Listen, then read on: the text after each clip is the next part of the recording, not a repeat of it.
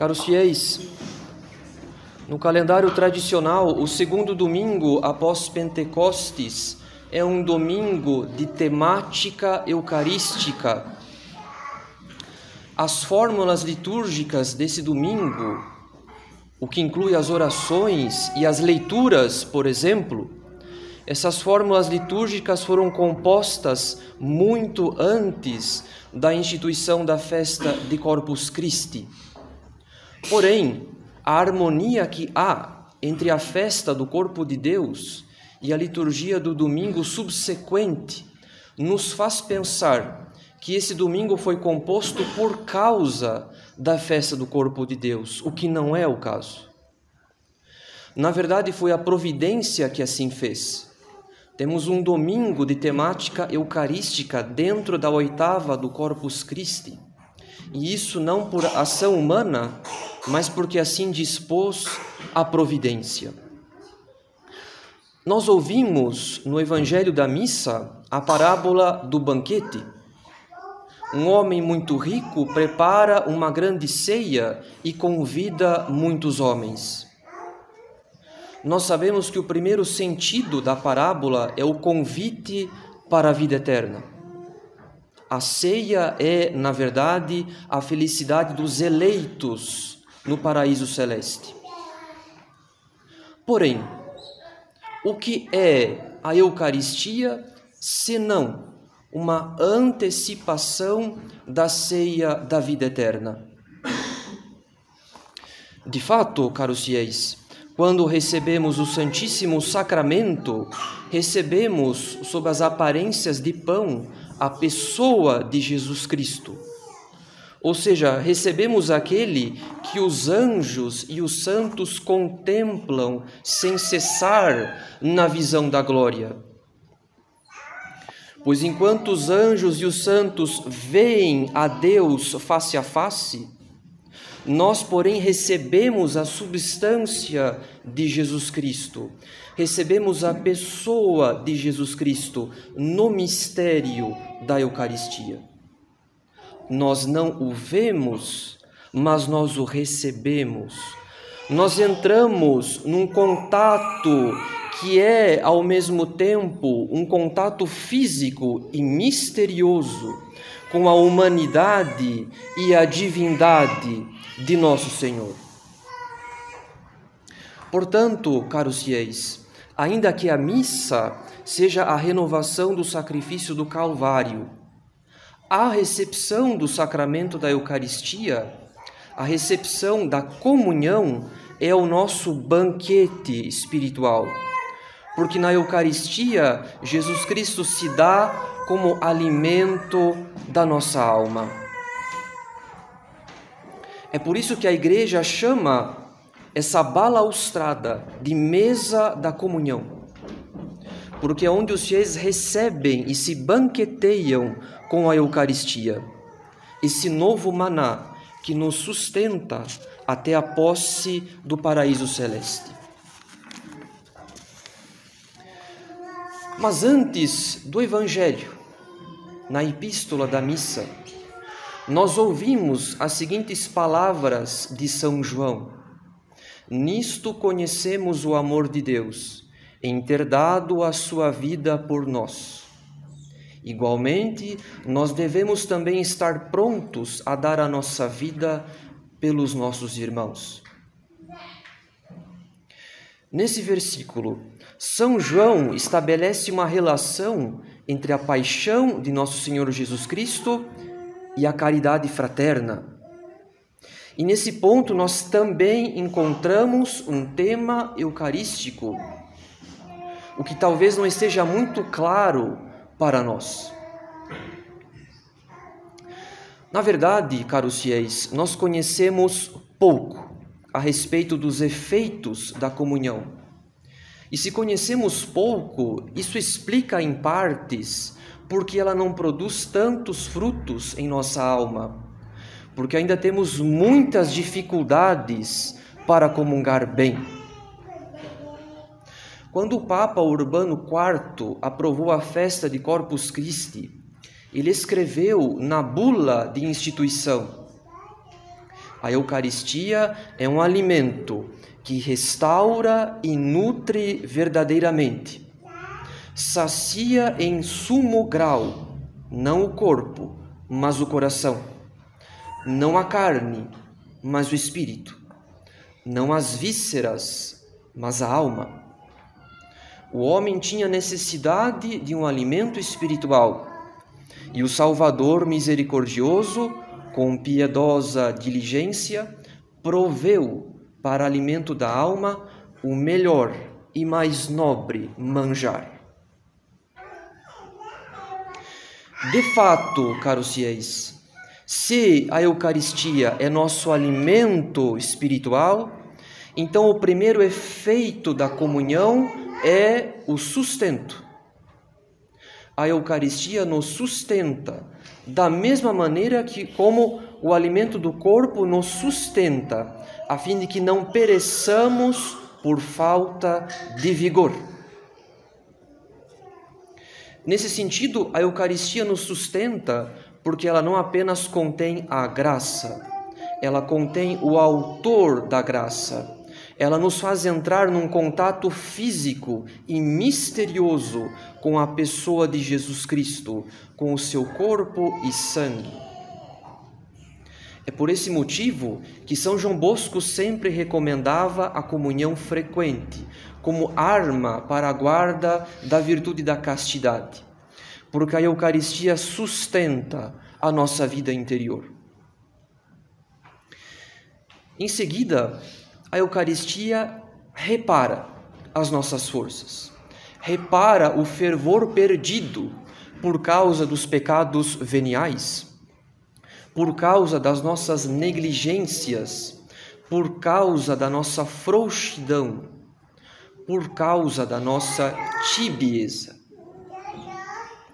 Nesse sentido, a Eucaristia atua em nossa alma não como alimento espiritual, mas sobretudo como remédio, porque é próprio do remédio auxiliar a nossa natureza no combate à doença.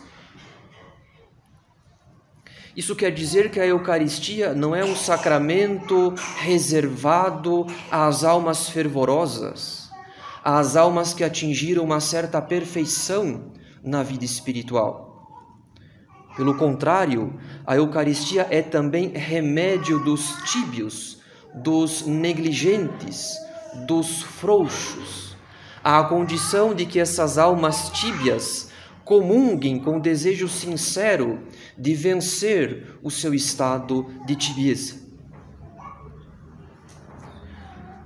Além disso, outro efeito da Eucaristia é a suavidade, porque a comunhão conforta e consola a nossa alma, assim como o alimento do corpo nos conforta e nos consola quando estamos famintos. Isso quer dizer, caros fiéis, que a comunhão costuma ser acompanhada de alguma consolação. E a consolação nada mais é do que uma reverberação na nossa sensibilidade dos efeitos da Eucaristia na nossa alma. Pode ser que algumas vezes não haja grandes consolações ou nenhuma consolação. E isso sem culpa nossa, porque a providência quer purificar-nos do apego às consolações. Então, mesmo que não sejamos consolados em nossa sensibilidade, o que mais importa são os efeitos da Eucaristia em nossa alma, seja porque é nosso alimento, seja porque é nosso remédio. Mas aqui encontramos uma dificuldade. Como já sabemos, o conforto e a consolação que vêm com a comunhão são efeitos secundários, porque não passam de uma reverberação na nossa sensibilidade, dos efeitos da Eucaristia em nossa alma. E apesar disso, nós damos muito mais importância aos efeitos da comunhão em nossa sensibilidade do que em nossa alma. temos a impressão de que fizemos uma boa comunhão porque fomos consolados, ou uma má comunhão porque não sentimos nada. Perdemos de vista de que nosso Senhor pode sustentar e remediar a nossa alma pela Eucaristia, mesmo que não sintamos nada. Na medida que Ele nos purifica também do apego às consolações. E essa dificuldade se torna mais notória quando nos confessamos no mesmo dia da comunhão, porque a remissão dos pecados pelo sacramento da confissão aumenta em nós um certo desejo, uma certa esperança de que a comunhão nesse dia será consoladora, porque a consolação seria um sinal de que a amizade com Deus foi reparada ou restabelecida naquela confissão. Em resumo, caros fiéis, nós visamos mais os efeitos da comunhão em nossa sensibilidade do que em nossa alma. Nós visamos mais os efeitos passageiros do que aqueles efeitos que tendem a durar mais em nossa alma. Nós medimos as nossas comunhões pelas consolações e não pela mudança progressiva dos nossos hábitos. Na medida que a recepção constante da Eucaristia combate a tibieza e dá o vigor necessário para sustentar o combate espiritual. E enquanto visamos, sobretudo, as consolações, nós nos esquecemos que o principal efeito da Eucaristia, não é sequer o sustento do vigor. Na verdade, caros fiéis, o principal efeito da Eucaristia não é o sustento, e sim o crescimento do organismo espiritual, pelo aumento da caridade. Nosso Senhor não instituiu esse alimento espiritual apenas para nos sustentar, mas principalmente para aumentar, para estreitar a nossa união com Ele. E isso é próprio da virtude da caridade. É por esse motivo que a Igreja chama o sacramento da Eucaristia de sacramento do amor. Porque a Eucaristia é uma prova, é um sinal do amor imenso de Deus pelos homens, na medida que Ele se faz alimento da nossa alma, a fim de estreitar a nossa união com Ele. E como ensinam os santos, amor só se paga com amor. Ainda que a comunhão seja um remédio que repara o fervor perdido, ainda que seja um alimento que sustenta o vigor, o principal efeito que devemos visar na Eucaristia é o aumento da caridade, é o crescimento da nossa vida interior, é o progresso da vida da graça em nossa alma. No entanto, é impossível visar o principal efeito da Eucaristia, é impossível alcançar o aumento da caridade sem uma verdadeira fome da Eucaristia. Afinal de contas, caros fiéis, assim como nós comemos com voracidade quando estamos famintos, da mesma maneira, nós precisamos ter fome da Eucaristia para comungar bem, para extrair muitos frutos da comunhão. A fome da Eucaristia consiste num vivo desejo de unir-se a Jesus Cristo no sacramento, num vivo desejo, portanto, de participar mais intensamente da sua caridade infinita. É por esse motivo que temos tantas dificuldades para fazer da Eucaristia um meio de santificação.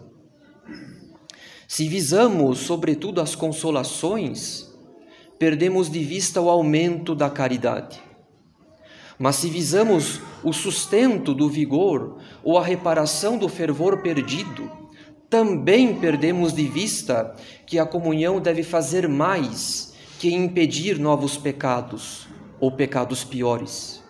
A comunhão deve extirpar o pecado até a raiz, porque o aumento da caridade significa a diminuição do vício. O aumento da vida da graça em nossa alma significa uma maior inclinação para a virtude e um maior ódio ao pecado. De fato, caros fiéis, a caridade não pode crescer em nossa alma sem que cresça também o ódio ao pecado. Então, esse é o efeito que devemos visar, acima de tudo, na comunhão. Que ela produza, pouco a pouco, uma maior inclinação à virtude e um maior ódio ao pecado. Que ela produza o desapego do pecado venial voluntário. Que ela nos faça aspirar ao progresso da caridade em nossa alma.